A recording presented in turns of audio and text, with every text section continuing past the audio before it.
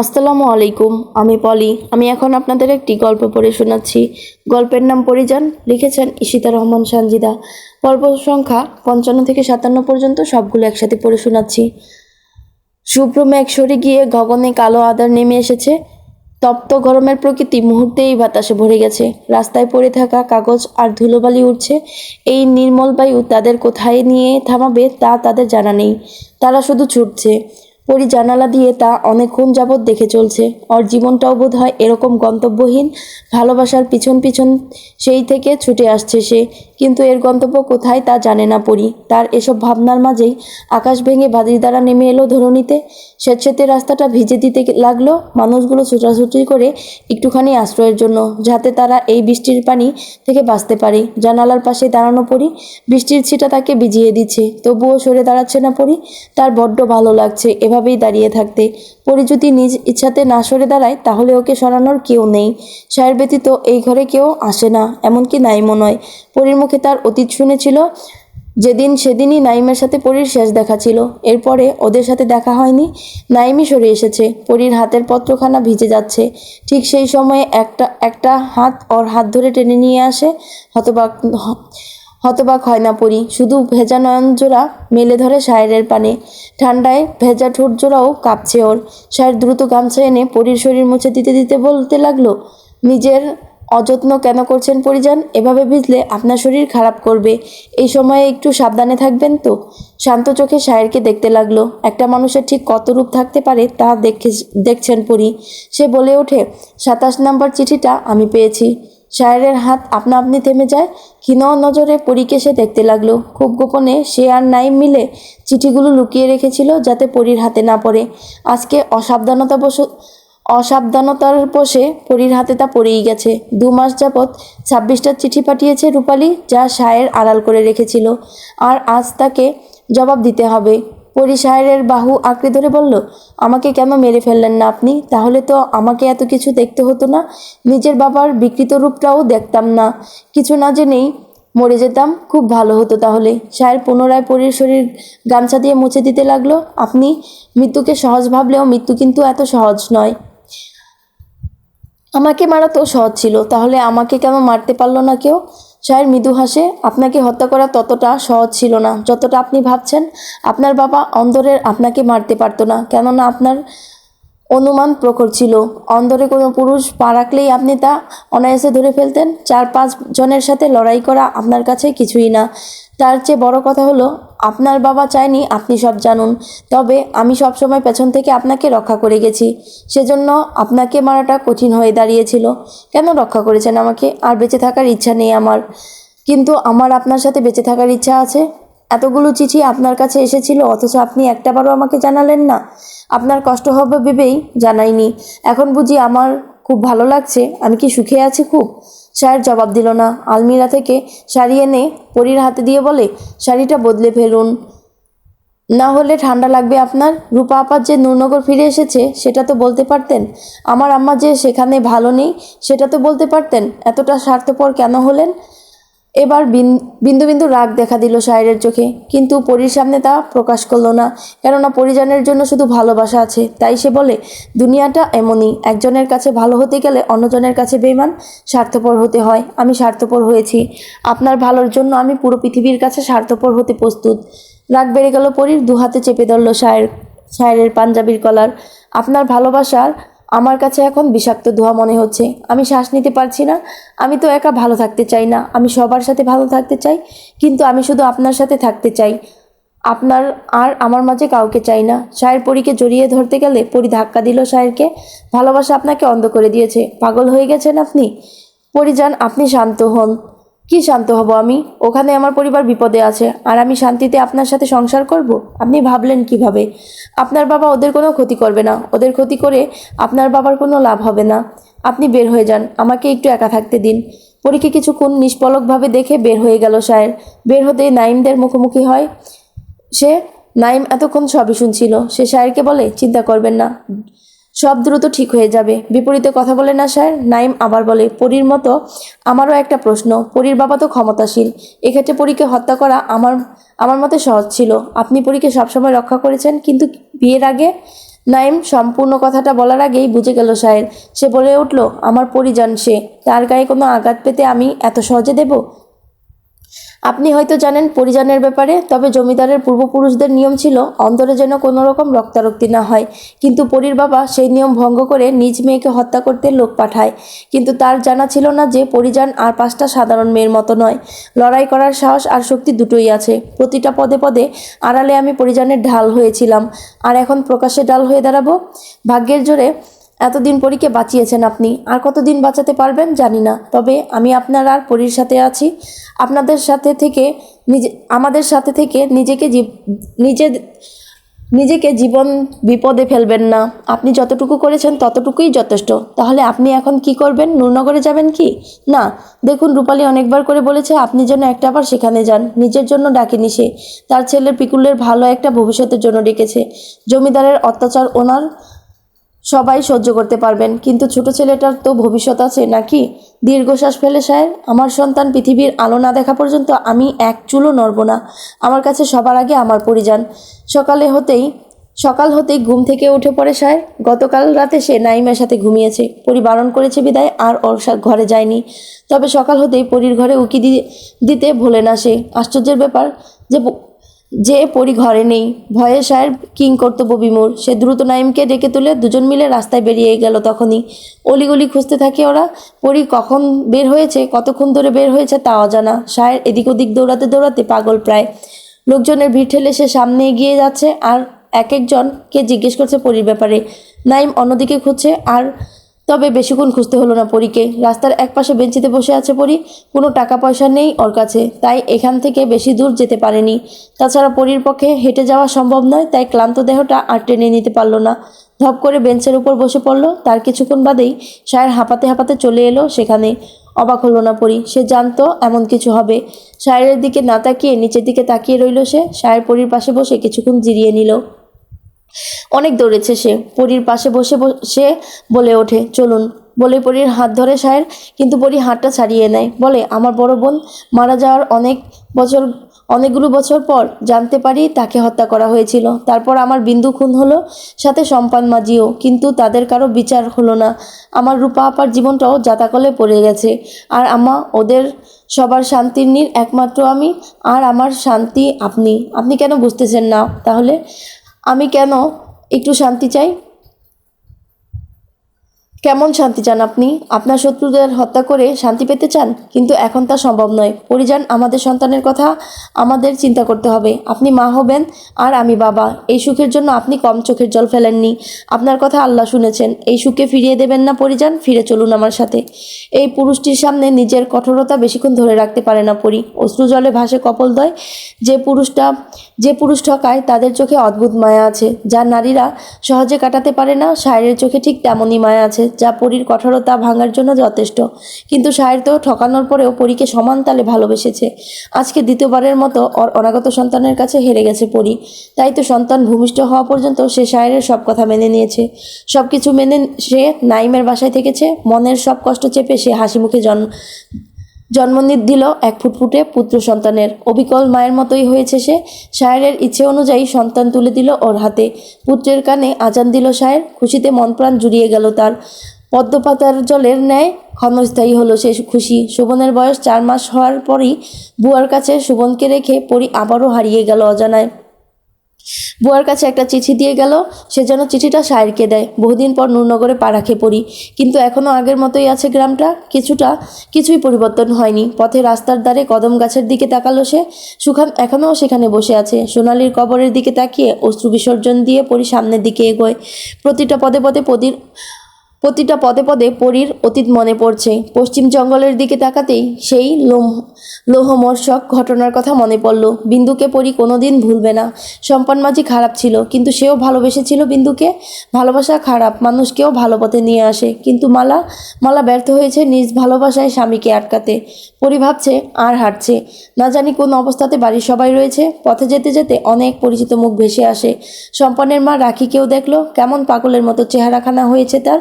ক্ষেতের ভেতর থেকে শাক পাতা তুলছে সে। ইন্দুকেও দেখলো, মহেশের হাত ধরে বাজার থেকে ফিরছে। লখা পাড়ার ছেলেদের সাথে খেলা করছিল। বাবা আর দিদিকে দেখে সেও ছুটল।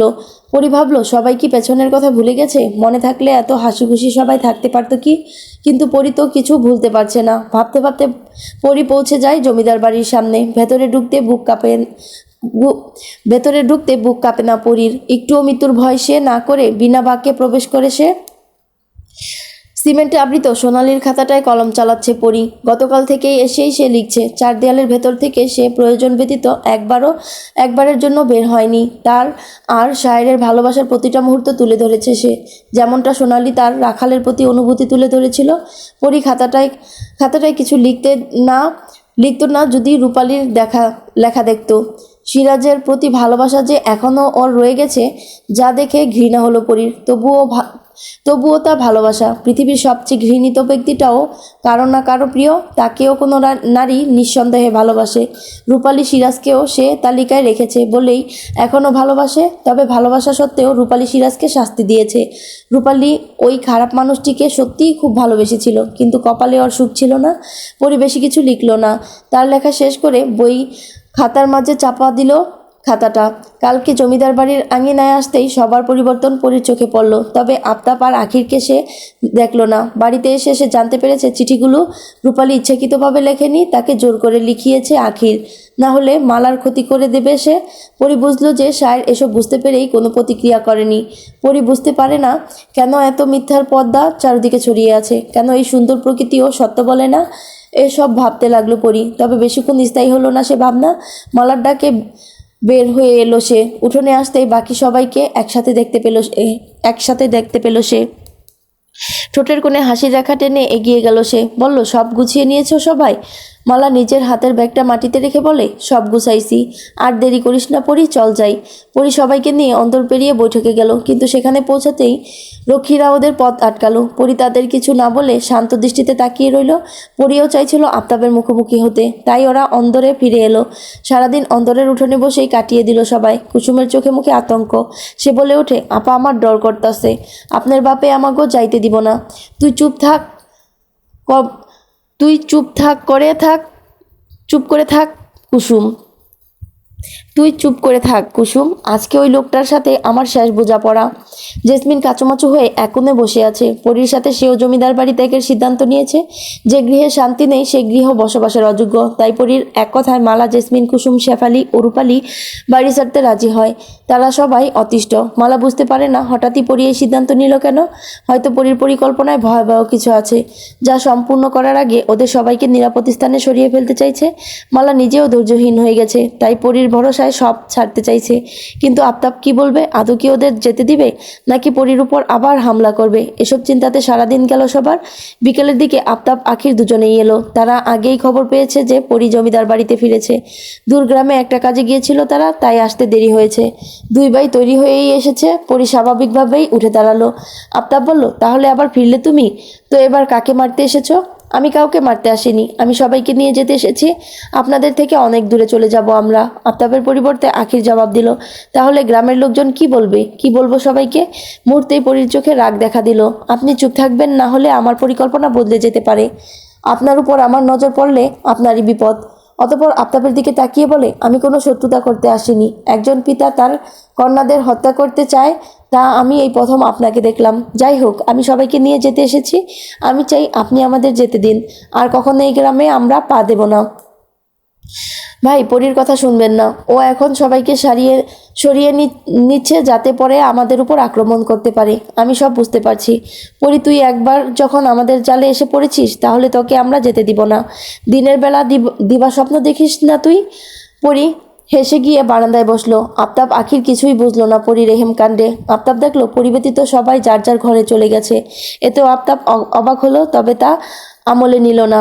সে পরীকে বলে উঠল, তুমি যদি এখনও না আসতে তাহলে তোমাকে খুঁজে বের করতাম। এখন দেখি তুমি সহজেই ধরা দিয়েছ। আফতাবের কথায় পরী চোখ তুলে তাকালো, বলল, আমি কি সত্যিই আপনার মেয়ে, নাকি আপনিও আপনার ভাইয়ের মতো? হুঙ্কার ছাড়ে আফতাব। মুখ সামলে কথা বলো পরী, তোমার ভয় হচ্ছে না? আজ তোমাকে কঠিন মৃত্যু দেব আমি। আপনার ভাইকে তো আমি অকেজো বানিয়েছি, কিন্তু আপনার এই অবস্থা কে করলো? আফতাব তেড়ে এলো পরীর দিকে। তখনই একটা নারী কণ্ঠ ভেসে আসে, পরীর গায়ে হাত দিলে তোমার হাত ঠিক থাকবো না, কইয়া দিলাম। আফতাবের চোখ গেল জেসমিনের দিকে। এতটা উন্মাদ হতে জেসমিনকে সে প্রথম দেখলো। কৃষ্ণবর্ণ মুখখানাতে তেজি ভাবটা ফুটে উঠেছে। তার চেয়ে বড় কথা, জেসমিনের হাতে রয়েছে বড় তলোয়ারখানা। শুধু জেসমিন নয়, মালা, রূপালী, কুসুমার, শেফালিও রয়েছে। জেসমিন বলে ওঠে, ওদের তো দাপট দেখাইলেন, এইবার আমরা মাইয়াগো দাপট দেখবেন। বড় আপা আর আমি কম সহ্য করি নাই। আইজ হয় আমাগো যাইতে দেবেন, না হলে আপনার জান আমি নিমু। ভাবছিলাম স্বামী হত্যা মহাপাপ, এখন বুঝতে পারছি আপনার মতো স্বামী হত্যা সবচাইতে বড় পুণ্য। জেসমিনের এই রূপ সবাইকে অবাক করে দিয়েছে, শুধু পরি হাসছে। আখির আফতাবের কানে ফিসফিস করে বলে, পরিস্থিতি ভালো না ভাই, সবাইকে পরিয়ে এসব বুঝিয়েছে। ওদের আজ ছেড়ে দিলে পরে আবার আমাদের উপর হামলা করবে, পুলিশকেও বলতে পারে, তাই ওদের এখানেই শেষ করে দেওয়া উচিত। তাহলে গ্রামের লোকদের কি বলবো? সবাই যখন জানতে চাইবে কি বলবো? গ্রামের সবার সাথে তো আমরা পারবো না, ওসব পরে ভাবা যাবে। আপনি এক কাজ করুন, এখন সবাইকে বেঁধে ফেলুন, রাতের আধারে সবাইকে বাগান বাড়িতে নিয়ে শেষ করে দিব। আফতাব সব রক্ষীদের ইশারা করতেই তারা প্রথমে পরীর দিকে এগোলো। জেসমিন সামনে এসে সবাইকে বারণ করতে লাগলো, কিন্তু কেউই তার কথা শুনছে না। শেষে সে তলোয়ার চালিয়ে দেয়। পরীর মতো দক্ষ নয় জেসমিন, তাই তার হাতটা একজন রক্ষী বন্দি করে নিল। তার হাত দ্বারা পরী এক মুহূর্ত দেরি না করে লাথি মারে রক্ষীর বুক বরাবর এবং মালার থেকে ছিনিয়ে নেয় তলোয়ার। সাথে সাথে একজনের বুক ভেদ করে পরী সেটা। তাজা রক্ত গড়িয়ে পড়ার সাথে সাথে সেও লুটিয়ে পড়ে মাটিতে। বাকি সবাই পিছিয়ে গেল। আখির দ্রুত বাইরে গিয়ে বাকি সবাইকে ডেকে আনে, যাতে পরীর বিরুদ্ধে লড়াই করা সহজ হয়। ঘটনার সবকিছু দ্রুত ঘটতে লাগলো, আশেপাশে সবকিছু বুঝে ওঠা মুশকিল। এসব দেখে ভয় পেল মালা, ভয়ঙ্কর কিছুর আভাস পাচ্ছে সে। বাপ মেয়ের যুদ্ধ শেষে কোন দিকে মোড় নেবে? ওরা তো চলে যেতে চেয়েছিল, কিন্তু আফতাব তাতে বাধা দিয়ে সব গন্ডগোল পাকিয়ে দিল। পরীর সাথে মালা বাদে বাকি সবাই যোগ দিল, তবে এতগুলো লোকের সাথে পেরে ওঠা কষ্টকর। বাইরে থেকে লোকজন আরও আসার আগেই কুসুম অন্দরের লোহার দরজাটা আটকে দিল। রক্ষিতের হাতে শুধু লাঠি ছিল, অস্ত্র থাকে বাগান বাড়িতে, কিন্তু পরী যে অন্দরে অস্ত্র রেখেছে তা জানা ছিল না কারো। অস্ত্র থাকার কারণে আফতাবের লোকদের কাবু করা খুব বেশি কঠিন হলো না। রক্তস্রোতে ভেসে গেল অন্দরের উঠোন। তবে সবার দেহেই প্রাণ আছে, কিন্তু জখম হয়েছে। এদের মধ্যে কেউ কেউ উঠে দাঁড়াতে পারছে না বিদায় মেঝেতে শুয়ে রইল। আর কিছুক্ষণ পর বোধ হয় তাদের প্রাণ পাখি উড়াল দিবে। পরিস্থিতি খারাপ দেখে আখির দরজা খুলে পালিয়ে যাচ্ছিল। রূপালী পেছন থেকে টেনে ধরে, আখিরকে উদ্দেশ্য করে বলে, কুত্তার বাচ্চা, এখন পালাচ্ছিস কেন? আমাদের মারবি না? নারী শক্তি কখনো দেখেছিস? তবে আজ দেখ। রূপালী আখিরকে মারতেই যাবে, তখনই ভারী কিছু একটা লাগাতে ওর দেহ শান্ত হয়ে গেল। সবাই স্তব্ধ হয়ে তাকালো আফতাবের দিকে। রক্ষীরা সব একদিকে সরে দাঁড়ালো। রান্নাঘর থেকে পাথর এনে রূপালীকে আঘাত করেছে আফতাব। পরিবনের নিষ্প্রাণ দেহের দিকে তাকিয়ে রইল নির্নিমেষ। তখনই পরিচিত কণ্ঠস্বরে চোখ তুলে তাকালো। শায়ের আর নাইম এসে পৌঁছে গেছে। চোখাচোখি হলো শায়েরের সাথে পরীর, কিন্তু সে দৃষ্টিও সাথে সাথে স্থির হয়ে গেল। রূপালীর তলোয়ারখানা পরীর পিঠে ঢুকিয়ে দিয়েছে আখির, কিন্তু পরী নির্জীব শান্ত দৃষ্টিতে সে তার স্বামীকে শেষ দেখা দেখে নিচ্ছে। শায়ের পরিজান বলে চিৎকার দিয়ে এগিয়ে গেল। কারো ভাবনাতে আসেনি আখির পরীকে আঘাত করে বসবে। আফতাব কাউকে হত্যা করার হুকুম করেনি। সবাইকে বাগানবাড়িতে নিয়ে শান্তভাবে হত্যা করে ওদের অঙ্গ প্রত্যঙ্গগুলো বিক্রি করে দিত। কিন্তু রূপালী আখিরকে মারতে গিয়েছিল বিদায় এ কাজ করতে হলো তাকে। তবে আখিরের যে শেষমেশ পরীকে আঘাত করবে তা আফতাবও ভেবে বসেনি। পরীকে আঘাত করে আখিরও বেশিক্ষণ শ্বাস নিয়ে দাঁড়াতে পারল না। জেসমিনের আঘাতে খণ্ডিত হলো আখিরের দেহখানা। পরীকে আঘাত করার সাথে সাথেই জেসমিন আখিরের পিঠে তলোয়ার চালিয়ে দেয়, যার ফলে সেও মাটিতে লুটিয়ে পড়ে। পরী মাটিতে পড়ার আগেই শায়ের তাকে বাহুবন্ধনে আবদ্ধ করে। বেশিক্ষণ শায়েরকে দেখতে পারল না পরী, এমনকি কিছু বলতেও পারল না। কিন্তু ওই খোলা চোখ দুটো যেন অনেক কিছুই বলতে চাইছিল শায়েরকে। তা আর বলা হলো না। পরী শুধু একটা কথাই বলতে পেরেছিল, তা হলো, আমার পরিবারের দায়িত্ব আপনার হাতে দিয়ে গেলাম, আপনি সবাইকে রক্ষা করবেন। পরীকে বুকে জড়িয়ে ধরে শায়ের, খুব শক্ত করে ধরে। ওর চোখ থেকে জল গড়ায় না। তার অর্ধাঙ্গিনীকে জড়িয়ে ধরে সে যেন শান্তি অনুভব করে, কিন্তু আজকের পর থেকে এই শান্তি শায়ের আর পাবে না। সে আস্তে করে বলে ওঠে, আমার দায়িত্ব কে নেবে পরিজান? আপনিই না, আমি কিভাবে থাকবো? আর একটু থেকে গেলে হতো না? শান্ত অন্তরের দেয়ালে বাড়ি খাচ্ছে শায়েরের কথাগুলো। প্রিয়তমাকে সে অনেক কথাই বলেছে, তার সাথে আর কটা দিন থাকার অনুরোধ করছে খুব করে। কিন্তু প্রকৃতি সে যে বড়ই নিষ্ঠুর। চোখের জলে যদি প্রিয় মানুষটা ফিরে আসতো, তাহলে পৃথিবীর কেউই সঙ্গীহীন হতো না।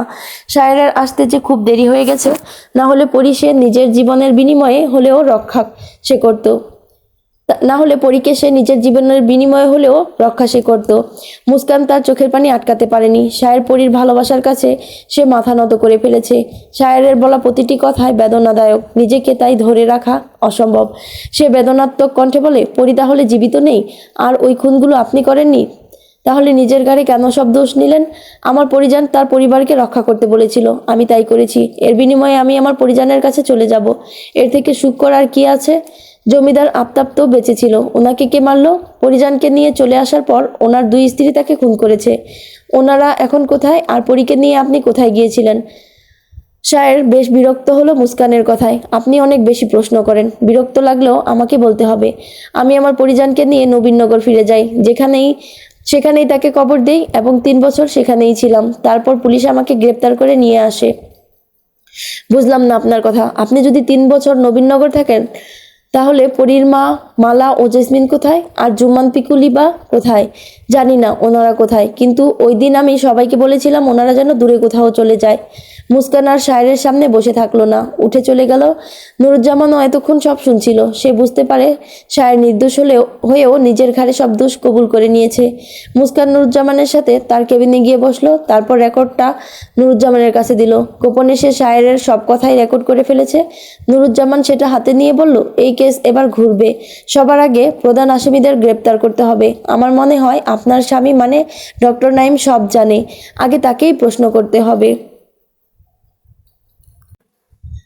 বাদল দিনের মতো করে বৃষ্টি ঝরছে শহর জুড়ে। হঠাৎ বৃষ্টিতে এলোমেলো হয়ে গেল মানুষজন। অনাকাঙ্ক্ষিত কোনো কিছুই ভালো না, যেটা এই বৃষ্টি প্রমাণ করে দিচ্ছে। ফল ফলাদির দোকানিরা তাদের জিনিসপত্র ঢাকতে ব্যস্ত। হাসপাতালের সামনে সারিবদ্ধভাবে ফলের দোকান রয়েছে, কেননা রোগীর জন্য ফলের বিশেষ প্রয়োজন। আত্মীয়রা দেখতে আসলে ফল নিয়েই আসে। দোকানিরা কুল হারালো বৃষ্টির জন্য। ফলমূল বৃষ্টি থেকে আড়াল করার চেষ্টা করতে লাগলো সবাই। এমনি সময় পুলিশের জিপটা থামলো। নুরুজ্জামান বৃষ্টির মাথায় তাড়াহুড়া করে হাসপাতালের ভেতরে চলে গেল। ওনার সাথে মুস্কানও এসেছে। নাইম তার চেম্বারে বসে রুগী দেখছে। এ সময় পুলিশ দেখে সবাই স্বাভাবিকভাবেই নিল, কারণ দেশে খুন খারাপি অহরহ ঘটছে। হাসপাতালে পুলিশের আসাটা স্বাভাবিক। নাইমের ডাক এলো তাকে। নুরুজ্জামান জরুরি তলব করেছেন, তবে এতে তার কোনো ভাবান্তর নেই। সামনের রুগীকে প্রেসক্রিপশন লিখে বিদায় করে দিয়ে নুরুজ্জামানকে ভেতরে ডাকে। নাইম হেসে তাকে বসার জন্য বলে। মুস্কানকে দেখে অবাক হলো না সে। নাইম বলল, আমি জানতাম আপনি আসবেন। কথাটা সে নুরুজ্জামানকে উদ্দেশ্য করেই বলে। নুরুজ্জামান কথার পিঠে জবাব দেয়, কিভাবে জানলেন যে আমি আসব? আমার মনে হয় আপনি যে জন্য এসেছেন সেই বিষয়ে কথা বলাই ভালো।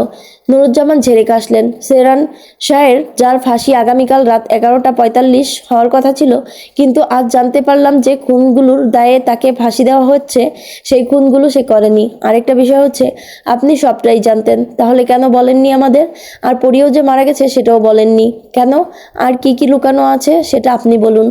নাইম এক পলক মুস্কানের দিকে তাকিয়ে আবার নুরুজ্জামানের দিকে তাকালো। আজকে দেখছি আমাকে বাকিটুকু বলতে হবে। দেখুন, আমি চেয়েছিলাম শায়ের নিজের মুখেই সব বলুক। সে সে যে সে যে কতটুকু বলবে সেটাও আমি জানি। হ্যাঁ, আমি জানি শায়ের ওই খুনগুলো করেনি। পরীর 2 মা আর কাজের মেয়ে দুজনকে বাঁচানোর জন্য শায়ের নিজের ঘাড়ে দোষ নিয়েছে। পরী শায়ের সম্পর্কে আপনি যতটুকু জানেন আমি তার থেকেও বেশি জানি। ওরা একে অপরের পরিপূরক। ভালোবাসার প্রতিযোগিতা সর্বক্ষণ দুজনের মধ্যে চলে, তাই পরীর কথাটা শায়ের ফেলতে পারেনি। আর আমিও তাই চুপ ছিলাম। নুরুজ্জামান রুষ্ট কণ্ঠচিত্রে বলে, এতে আপনিও অন্যায় করেছেন জানেন কি? তাহলে অন্যায় আমি করেছি? যদি আপনি শাস্তি দিতে চান তো পারেন। আপনি এটা বলুন যে পরীর 2 মা, ভাই এবং আর কাজের মেয়ে দুটো এখন কোথায় আছে? আমি নিশ্চিত আপনি জানেন ওরা এখন কোথায়। মৃদু হাসে নাইম। শায়ের বোধ হয় জানতো যে এরকম প্রশ্নের মুখোমুখি আমাকে হতে হবে। সেজন্য ওদের দায়িত্বটা প্রথমে আমাকে দিল, পরে সে নিজেই ওদের সরিয়ে দেয় অন্য কোথাও। তবে এই মুহূর্তে আমি সত্যিই কিছু জানি না। মুস্কানকে সাথে করে নুরুজ্জামান আবার থানার উদ্দেশ্যে রওনা হলো। নাইমের কাছে আর কোনো প্রশ্ন আপাতত তার কাছে নেই। পরে মনে পড়লে আবার আসা যাবে। ইতিমধ্যে শায়ের ফাঁসির বাতিল হয়েও গেছে। উপর মহলে শায়েরের বলা কথাগুলো রেকর্ড পাঠানো হয়েছে। আবার নতুন করে তদন্তের নির্দেশ দিয়েছেন উপর থেকে। গাড়িতে বসে মুস্কান বলল, ওই হত্যাকাণ্ডের 3 বছর পর শায়েরকে গ্রেপ্তার করেন আপনারা, আর বাকি 3 জন শায়ের কারাবন্দী হয়েছিল।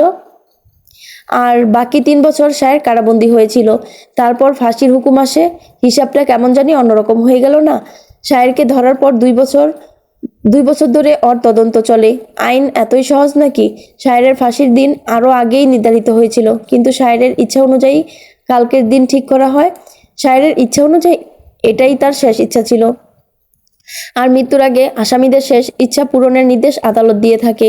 শায়েরের ইচ্ছেটা অদ্ভুত ছিল, তবু 1 বছর পিছিয়ে যায় ওর ফাঁসি।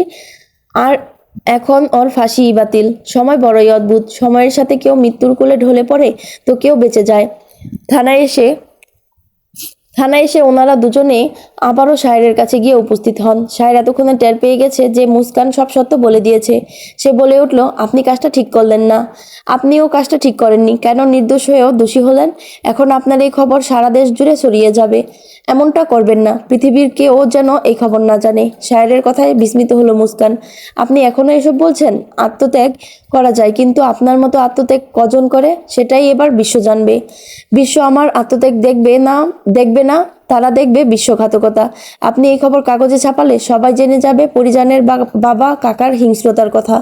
মেয়েরা তাদের বাবাকে বিশ্বাস করতে পারবে না, কাকা ভাইকেও অবিশ্বাস করবে, আশেপাশের কাউকে ভরসা করবে না। তাহলে এসব গোপন থাকাই শ্রেয়। দোষীরা তো শাস্তি পেয়েছেই। মুস্কান ভেবে দেখলো শায়েরের কথাগুলো চিরন্তন সত্য। এই সমাজে প্রতিষ্ঠিত হতে অনেক কাঠখড় পোড়াতে হয়, কিন্তু বদনাম হতে এক মুহূর্তও সময় লাগে না। এখন সবাই যদি জানে আফতাব পিতা হয়েও তার কন্যাদের হত্যা করেছে, তাহলে কোনো মেয়েই তার বাবাকে চোখ বন্ধ করে বিশ্বাস করবে না। সব বাবা তো আফতাবের মতো হয় না। কিছু বাবা মেয়েকে রাজকন্যা করে রাখে। শায়েরের কথায় ফের মুগ্ধ হলো মুস্কান। নুরুজ্জামান এবার শায়েরকে প্রশ্ন করলো, তোমার শাশুড়ি এখন কোথায় আছে? কোথায় রেখে এসেছো তাদের? আমি জানি না তারা এখন কোথায় আছে। জানলেও বলতাম না। তুমি তো ওদের সরিয়ে নিয়েছিলে। এখন সত্য বলো। 3 বছর ধরে আমি জেলে বন্দি। আমি কিভাবে জানবো তারা কোথায় আছে? আমি তাদের সিলেটের গাড়িতে তুলে দিয়েছিলাম, কিন্তু বর্তমানে তারা কোথায় আছেন তা জানা নেই। আর আপনারা ওনাদের সারা পৃথিবীর উলটপালট করে খুঁজলেও পাবেন না। নুরুজ্জামানের রাগ হলো শায়েরের উপর। তিনি রাগে গজগজ করতে করতে চলে গেলেন। ওনার কাছে কোনো ছবি নেই যা দিয়ে বিজ্ঞাপন দিবেন, কারণ 3 বছর আগে শায়েরের শাশুড়ি শায়েরের নামে কেস লিখিয়ে উধাও হয়ে গেছেন। শায়েরকে ধরতেই 3 বছর লেগে গেছে। কোনো খোঁজ নিতে পারেনি নুরুজ্জামান। তখন শুধু শায়েরকে ধরার চিন্তাই ওনার মাথাতে ছিল।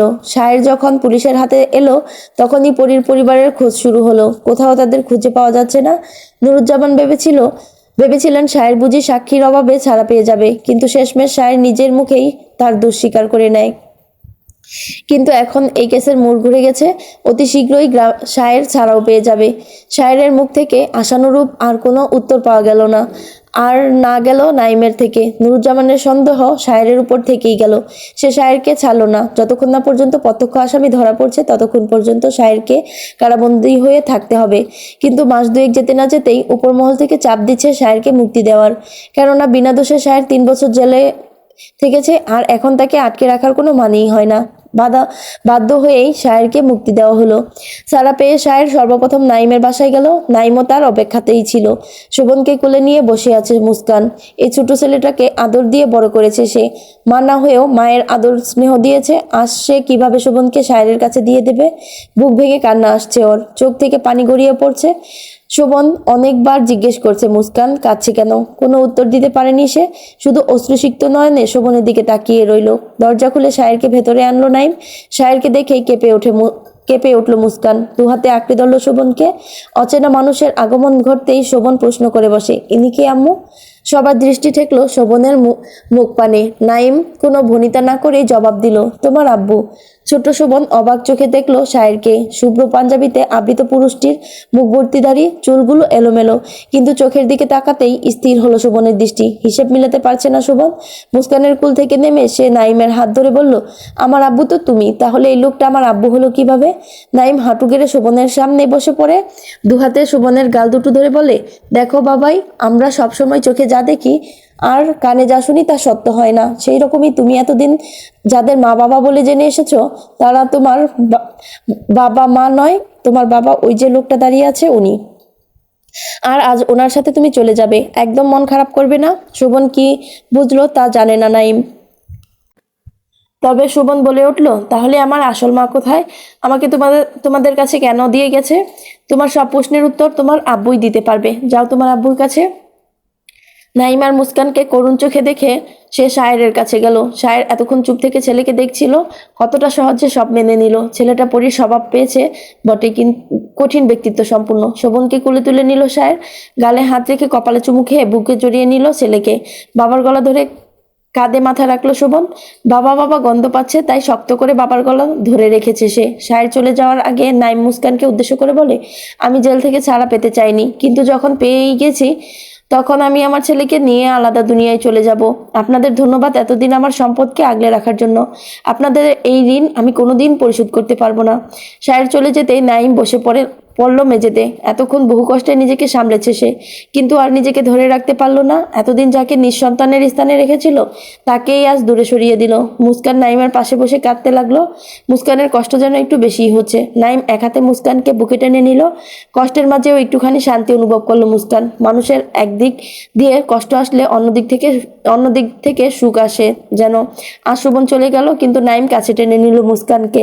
সেদিনের পর আরো 5 মাস কেটে গেছে। নুরুজ্জামান সবসময় শায়েরকে চোখে চোখে রাখতো আড়াল থেকে, যদি কোনো খবর পাওয়া যায়, কিন্তু না, কোনো খবর পাওয়া গেল না। শায়ের ছেলেকে নিয়ে দিব্যি দিন কাটাচ্ছে। এতে বিরক্ত নুরুজ্জামান। কেসটা এত দূর এসে থেমে গেল যেন। আর কোনো তথ্যই পাচ্ছেন না তিনি। শুধুমাত্র একটা খবর তিনি পেয়েছেন শুধু, সেটা হলো জুম্মান ওর বাবার সমস্ত সম্পত্তি বিক্রি করে দিয়ে দেশ ছেড়ে চলে গেছে, তাও বছরখানেক আগে। আর কিছুই জানা যায়নি, তাই এই কেস আপাতত বন্ধ। নতুন বাড়িতে বাবার সাথে বেশ কাটাচ্ছে সুবন। মুস্কান আর নাইম প্রায়শই দেখা করতে আসে সুবনের সাথে। এভাবেই ওদের দিন কাটছে। একদিন সকালবেলা হলুদ খামের চিঠি হাতে শায়েরের কাছে গেল সুবন। চিঠিটা শায়েরের দিকে এগিয়ে দিল সুবন। ছেলের মাথায় হাত বুলিয়ে দিয়ে চিঠিটা খুলল সে। 7 বছরের অপেক্ষা শেষ হতে চলেছে। আপনার শাস্তির মেয়াদ শেষ। বাগানে অসংখ্য ফুল ফুটে আছে, কিন্তু মালির অভাবে তা খুব তাড়াতাড়ি ঝরে পড়তে চলছে।